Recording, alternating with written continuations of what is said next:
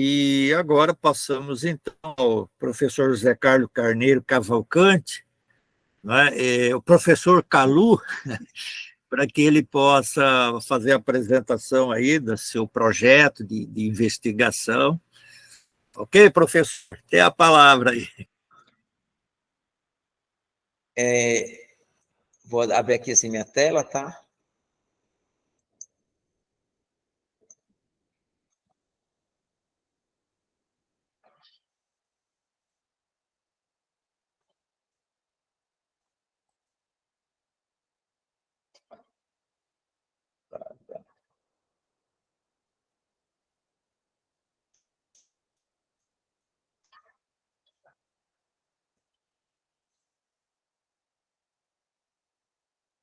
Estão vendo ou não?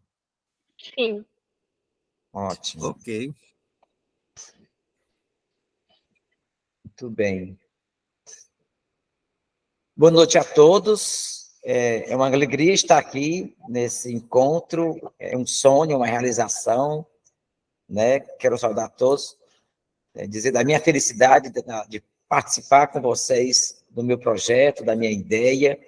Quero saudar aqui ao professor Antônio pela sua simpatia e maneira de concentrar muito bem as ideias dos outros colegas, né? Também quero aqui dizer que estou muito feliz com a presença aqui do meu filho, que está aqui assistindo esse trabalho comigo, me dando esse prazer, essa honra. Bem, esse é meu título, meu trabalho, Averbação, Táticas para Conjugar a Existência do Ensino de Filosofia do Sertão Norte do Ceará. Meu nome é José Carlos Carneiro Cavalcante, a minha orientadora é a professorada Beatriz Galiche Creff. Ela é do Rio Grande do Sul, mas atualmente ela é professora aqui na Universidade Federal do Ceará, né, a UFC. E sou seu aluno no mestrado profissional. Eu trabalhei muitos anos em Fortaleza, como professor da educação básica em algumas escolas da periferia, e hoje eu me encontro no sertão norte do Ceará, né, mais precisamente no distrito do Aracatiaçu. É um distrito que pertence à cidade de Sobral, município de Sobral, aqui na zona norte do estado do Ceará. O que me motivou a trabalhar essa temática, a chegar até aqui, é a diferença que eu encontrei em dar aula de filosofia na cidade de Fortaleza e hoje, mais precisamente, dar aula de filosofia aqui na zona norte, na zona rural, né? E é o que eu resumo do meu projeto. O presente resumo considera a prática e o pensar do professor de filosofia em ação na zona rural, com o intuito de produzir um instrumental de perguntas ordenadas que sejam possíveis de ter outra fonte mediadora para trabalhar com os alunos em sala de aula. Já que o sertão guarda traços profundos na vida de seus moradores, a exemplo da inegável influência do catolicismo popular, a experiência religiosa manifestada durante os festejos do padroeiro e nos momentos de reencontro de seus moradores. São modelos de vidas rurais carregadas de simbolismos e tradições um tanto distinta do meio cidadino, já que a cidade oferece, além da escola, diversos espaços educativos. Isso nos leva a questionar sobre que outros ambientes educativos tem o sertão, além da igreja e da escola. Trabalhar a filosofia na cidade é prazeroso a didática. Primeiro porque a gente sai dos alunos da sala de aula e você leva os alunos para o mercado, para a porta de um museu, para a porta de um teatro, para a praça pública, para o entorno da escola, e você vê a cidade se movimentando, você vê os problemas da cidade, não é?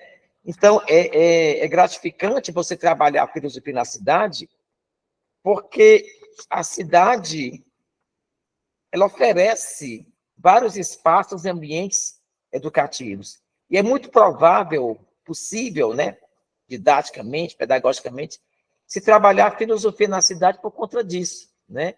A levar os alunos a questionar sobre os ambientes que ele vive. Então, é uma forma de como os alunos poderiam se ver, né, na cidade, né, nos problemas que a cidade oferece. Então, isso é, de fato, interessante, né? A visão que os alunos podem ter da cidade, né, mediada por aquilo que ela oferece. Seus espaços, suas transformações, suas mudanças, né? E a cidade fica, de certo modo, buscando a sua dinamicidade, nas suas mudanças. Né? E aí o estudante ele tem capacidade de visibilizar-se na cidade. Então, nesse sentido, eu encontrei esse obstáculo. Aqui acho que foi o aspecto que mais me motivou a trabalhar a filosofia dessa maneira aqui no sertão, exatamente por isso. Porque a cidade oferece esses espaços. E o sertão, onde eu estou agora? Um distrito pequeno, onde só tem uma escola do ensino médio, onde essa escola recebe muitos alunos da zona rural. Esses alunos eles vêm de assentamentos, vêm de quilombolas, eles vêm de currais, de fazendas, e todos estão aqui dentro dessa escola. E uma coisa que me angustia desde a minha prática da filosofia, quando eu iniciei nesse ofício, era exatamente como desenvolver nos alunos o ato substancial de aprender a pensar filosoficamente. Como articular o conteúdo e a forma do ensino de filosofia para potencializar o pensar crítico dos alunos. Então, esse estado de prontidão filosófica me acompanha, desde a minha primeira explanação como professor de filosofia na sala de aula. Uma coisa que o professor anterior falou, que eu achei muito interessante, são também essas dificuldades que eu tive, né? Formado em filosofia, poucas aulas, eu tive que também dar aula de sociologia, dar aula de geografia, né? Dar aula de história, para poder compensar a carga horária de filosofia. Mas sempre me questionava, isso era um mal-estar dentro de mim, fazer com que os alunos fizessem perguntas. Então, na cidade era mais fácil, eles questionaram alguma coisa, algum movimento, a política, por exemplo, a pessoa está aí tocando no assunto, né? Então, como é que é a política de uma cidade, como é que é a política no interior? Como é que funciona a cidade, como é que funciona a zona rural? Então, são modelos de vidas totalmente diferentes. O modelo da cidade é carregado com as transformações constantes que a cidade oferece. Mas o modelo de vida do sertão, ele é carregado de simbolismo, de tradições religiosas. Mas isso os alunos não questionam, né? Isso nos faz eles questionar isso, porque a igreja ela tem um papel preponderante dentro do sertão, né? Na festa do padroeiro, nas quermesses, no encontro dos conterrâneos, nas pessoas que marcam o casamento para o dia da festa do padroeiro, os batizados que acontecem, os apadreamentos dos filhos. Quer dizer, a vida do sertão ela é carregada desse simbolismo, né? Isso é muito diferente, porque o livro didático ele coloca a filosofia, mas não coloca essa diferença da filosofia que deve se trabalhar no sertão para aquela que se trabalha na cidade. A cidade ela guarda uma referência muito forte a Atenas, as discussões dos primeiros filósofos em Atenas, na polis grega, né, na ágora. E a zona rural? Como é que a gente podia trabalhar com esses meninos na zona rural a filosofia? Então, essa distinção que se mostra como um intenso desafio no contexto da minha prática docente, me motiva a desenvolver e aprofundar a possibilidade de uma prática horizontal do ensino de filosofia no meio rural.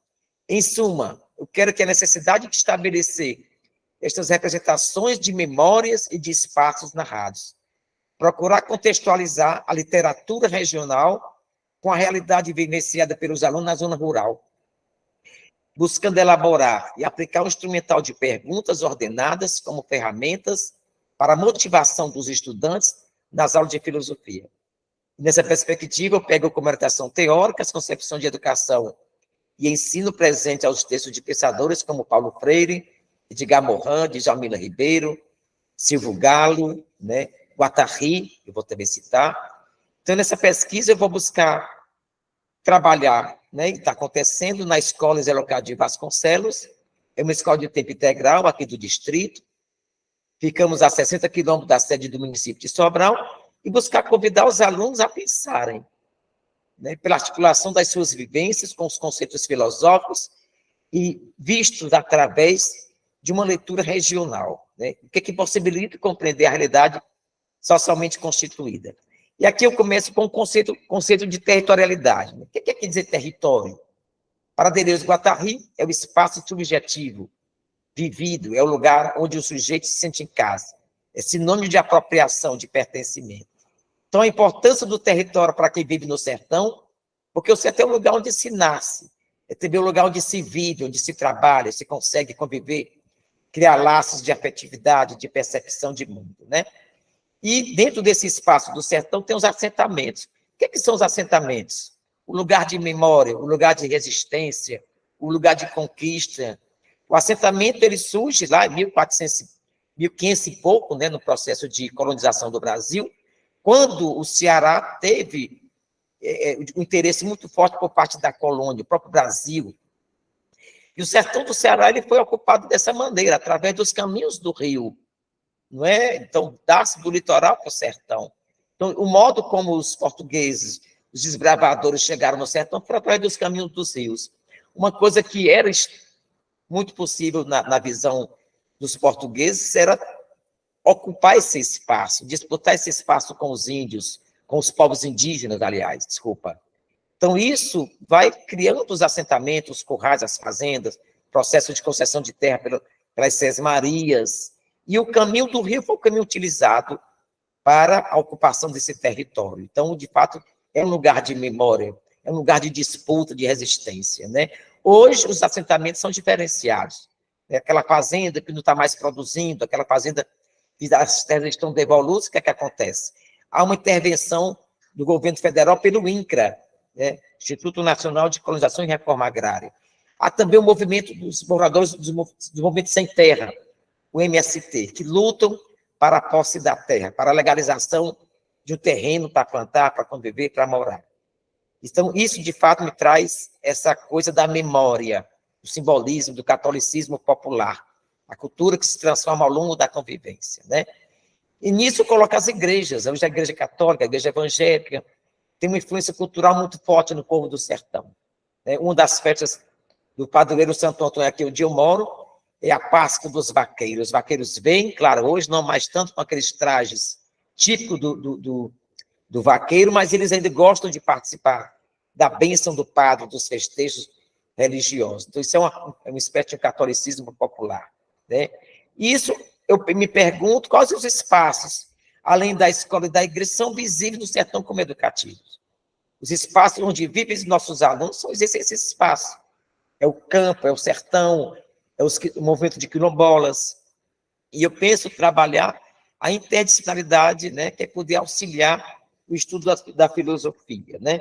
Aqui eu queria colocar um dos objetivos fundamentais do meu trabalho, de que modo essa dissertação pode estabelecer um campo de reflexão circunscrito ao exercício da prática do professor em ação numa zona rural, com o intuito de produzir um instrumental de perguntas ordenadas que possam nortear a construção de uma fonte mediadora, desterrar desses meninos, desses nossos alunos, a partir do que e porquê eles elaboram um traço de vivência nos áreas onde eles moram. Então, seria de aprofundar a possibilidade de uma prática horizontal da filosofia no meio do rural, a partir de convocar os estudantes a pensarem a possibilidade de estudar filosofia a partir de sua ótica.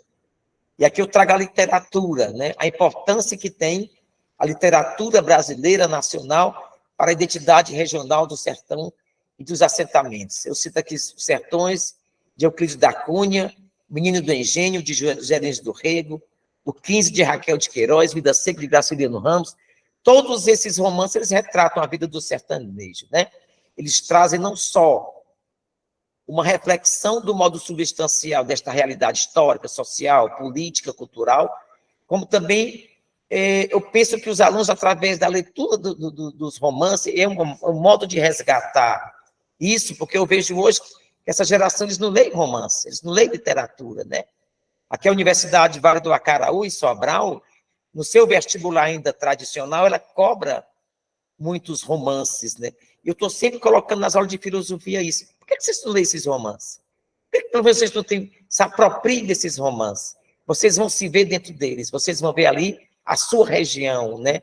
Aquela igrejinha, aquele curral, aquele gado, aquela fazenda, aquela vida, né, carregada de simbolismo, carregada de momentos importantes, de subsistência, de sobrevivência, a dança, a cultura, a culinária, o modo de vida típico do sertão. Então, além do que a população assentada encontra, a literatura é uma forma de afirmação da sua identidade cultural, né? Acho que isso fortalece o senso de pertencimento e de orgulho de suas raízes, né? Então, eu quero que esses meninos do sertão se vejam dentro da literatura. Então, a partir disso, colocar a filosofia como um instrumental de reflexão a mais, para que eles possam se identificar, se pertencer. Ter uma consciência histórica, saber de onde surgiu o sertão, saber de onde surgiu o assentamento, por que eu nasci aqui, por que a minha vida está aqui dentro dessa maneira. E outra coisa importante também que eu acho, que muitas vezes dentro da sala de aula, a gente tem aquele discurso de ensinar os alunos a se formarem para sair dali, para sair do sertão. Por que não voltar esse discurso? Formem, se apropriem do conhecimento, mas trabalhem a sua realidade. Se fixe no sertão. Aquele discurso de mandar o menino para a cidade grande, para a zona urbana, mas a cidade está inchada. A cidade não se prepara para receber o povo do sertão. E o discurso de nós, professores, ainda é aquele discurso de vai-se embora daqui, menino. Vai-se embora para a cidade grande, vai atrás de dinheiro, vai trabalhar, se forma, faz faculdade. Quer dizer, é um discurso que faz com que o indivíduo saia da sua terra. Eu acho que a gente tem que criar, fortalecer essa consciência histórica, o seu senso de identidade. Então, eu acho que a leitura dessas obras literárias vai criar uma reflexão crítica, uma discussão sobre as questões sociais, sobre as questões pontuadas na política regional, local. Porque hoje a gente vê o quê? Hoje a gente percebe que a prefeitura ela vem dar para o sertão, para o distrito, muito pouca coisa. Muito pouca coisa. Onde é que entra a política no sertão? Como a política pode entrar no sertão? Eu voltando a morar aqui, depois de muitos anos, é minha terra, eu sou o primeiro professor de filosofia desta escola, quando, de fato, a filosofia passou a ser reconhecida como disciplina, entrou no status de disciplina do currículo escolar, eu sou o primeiro professor daqui. Eu quero deixar esse produto de trabalhar a interdisciplinaridade, como bem propõe Edgar Morin, quando ele faz essa discussão que a filosofia ocidental trabalha muito a educação de uma maneira compactada, o professor de matemática, o professor de química, o professor de biologia, as disciplinas elas não se dialogam entre si. Então, ele propõe que haja esse diálogo das disciplinas. Eu acho que o sertão merece também esse diálogo da filosofia com a biologia, com a geografia, e aqui eu entro em Deleuze e Guattari, quando ele busca dar uma definição desse conceito de território. E aqui meu referencial teórico mais importante, eu quero centralizar, é Edgar Morin. Ele explica que é preciso desenvolver o senso crítico dos estudantes, pois eles não aprendem apenas com os amigos, a família, a escola. Então, no caso do ensino de filosofia na zona rural, que outros meios são necessários para que uma transmissão do conhecimento seja a serviço da curiosidade dos alunos. Então, a isso ele vai também citar os romances, Os romances retratam o indivíduo na sociedade, seja por meio de Balzac, Dostoiévski, isso é a linguagem de Morin. A poesia também é importante e vai nos ajudar a reconhecer, a viver a qualidade poética da vida. Então, as grandes obras de arte, como a música, a literatura, a poesia, Quer dizer, será que esses meninos do sertão, eles visualizam uma obra de arte, eles sabem tentar fazer uma leitura de uma obra de arte, leitura de uma música, de uma poesia. Então, trabalhar nesse sentido a interdisciplinaridade. Então, isso é, a meu ver, o que eu acho interessante pensar. E aqui eu queria mostrar a importância da filosofia trabalhada com a sociologia, outras áreas das ciências humanas, Acho que seria a minha parte.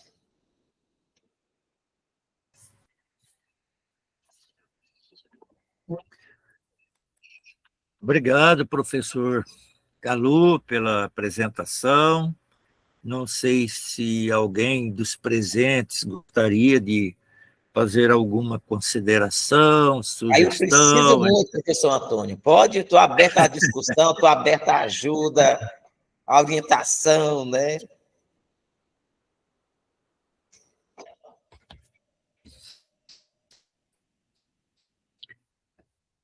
Professor, você me fez lembrar aqui de um pensador latino-americano que eu tenho assim, um apreço muito grande e que, de certa maneira, no passado, ele estudou filosofia, mas ele foi lá na Argentina. Eu não sei se você já deve ter ouvido falar do Rudolf Kusch. Já. Né, que escreveu América Profunda, Geopolítica do Homem Latino-Americano. Então, ele vai fazer toda uma crítica a essa racionalidade que nós temos, e ele vai trabalhar lá na periferia, fora, vai lá na região andina, trabalhar com os povos indígenas, vai evidenciar toda a sabedoria que está ali, né? Certamente que ele vai trabalhar com algumas categorias de Heidegger, não tanto do ser, mas o estar, né? E a partir desse estar, toda a riqueza que emerge de significado, de sentido, que precisa ser explicitado. Então, foi essa, né? Sai do meio acadêmico, vai lá e você me fez lembrar isso. Talvez uma sugestão que eu faria, né? Assim, não sei se você tem lido, tem, né? De aproximar um pouquinho do Rudolf Kusch, né? Para ver o trabalho que ele fez no meio da população que ficava mais distante, dos índios, como que ele foi evidenciando toda uma riqueza, uma sabedoria dessa experiência que estava ali e que muitas vezes, para o centro, para a cidade, aquilo é desqualificado e depreciado, desvalorizado. Então, ele vai ter uma outra forma de ver e de trabalhar com a filosofia, uma filosofia engajada, comprometida, lá no meio, levando em conta e trabalhando a partir dos valores, dos significados da comunidade. Tá? Ele agora começa a ser mais lido no Brasil, até aí no Sul teve um congresso recentemente sobre a contribuição do Rudolf Kusch. Talvez você se aproximar um pouquinho dele, certamente que ele está preocupado com a América Latina, com o pensamento desde a América Latina, né? Tem toda uma dimensão política do trabalho dele. Não é à toa que ele praticamente foi banido da universidade quando se estabelece a ditadura na Argentina, e ele precisou se retirar e sair, né? Foi aposentado antes do tempo em função do trabalho. Então, eu sugiro aí que você aproxime um pouco ali do trabalho do curso, que talvez vocês vão caminhar bastante junto e pode ser interessante. Não sei se mais algum dos colegas gostaria de se manifestar, de falar. Gabi, fala lá para nós, Gabi. Então, boa noite mais uma vez. Eu parabenizo o professor Calu. É uma honra prestigiar sua apresentação, professor. É meu colega, né, de algumas disciplinas do mestrado, temos a mesma orientadora. Essa é só mais uma sugestão, assim. O teu trabalho me faz lembrar da obra do Gabriel Garcia Marques, 100 anos de solidão, e da questão da relação que ele tem com a Macondo, né? E também lembrei muito, quando tu falas da literatura, dos nossos autores, assim, que vão falar do sertão, vão falar da figura do interiorano, do contexto rural, de uma forma poética e filosófica, como, por exemplo... Ai, gente, fugiu. Tá, fugiu esse, mas vem já. Patativa do Assaré. Pensei no Patativa do Assaré, não era ele que eu ia falar, é porque fugiu aqui a palavra, o nome do autor. Mas lembrei do Ariano Suassuna e também Guimarães Rosa, nossa, e do Guimarães Rosa, que é um dos mais filosóficos, né, assim, trazendo a figura do matuto como uma figura com questões existencialistas até muito fortes. Embora seu trabalho vá numa perspectiva mais da filosofia da diferença, né, pelos autores que você cita e também pela orientadora, mas usando a própria filosofia da diferença a questão de pensar com a não filosofia também. Então, eu penso que esses autores podem ser uma boa contribuição, até porque vão abordar o interior de uma maneira poética, bonita, bem amorosa até, de uma maneira que vai atender talvez mais esse teu objetivo de trazer mesmo essa conexão, essa afirmação do interior como uma vida mesmo que tem seus encantos, que tem suas peculiaridades. Eu gosto muito dessa ideia. Parabéns, professor. Muito obrigado, Gabi. Eu também sou muito seu fã, adoro te escutar. Você é uma pessoa maravilhosa nas aulas. Quando você faz aquela intervenção, eu fico calado, eu quero escutar tu falar, menina. Você tem uma capacidade muito grande. Obrigado pela tua contribuição. Professor Antônio, muito obrigado ao senhor pelas orientações também. Quero ser também seu amigo. Estou torcendo porque muitas vezes a gente pegar as estradas batidas é fácil. O difícil é, às vezes, a gente pegar aquelas veredas desconhecidas. Me parece que é um pouco isso.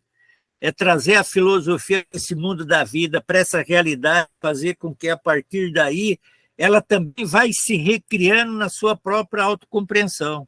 Então, eu acho interessante, você é muito ousado. Não é fácil, não.